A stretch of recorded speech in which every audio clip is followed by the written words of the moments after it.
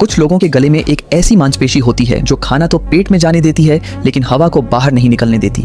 इस वजह से उन्हें हमेशा पेट फूला हुआ महसूस होता है और वे डकार भी नहीं ले पाते। इस समस्या को ठीक करने के लिए डॉक्टर मुंह के रास्ते एक पतली ट्यूब अंदर डालते हैं, फिर गले की उस मांसपेशी में थोड़ी सी बोटॉक्स की दवा इंजेक्ट करते हैं। इससे मांसपेशी ढीली हो जाती है और फंसी हुई हवा बाहर निकलने लगती है। कुछ दिनों बाद वह व्यक्ति पहली बार सामान्य तरीके से डकार ले पाता है। यानी कुछ लोग पूरी जिंदगी डकार नहीं ले पाते, लेकिन एक छोटा सा इलाज उनकी यह समस्या ठीक कर सकता है।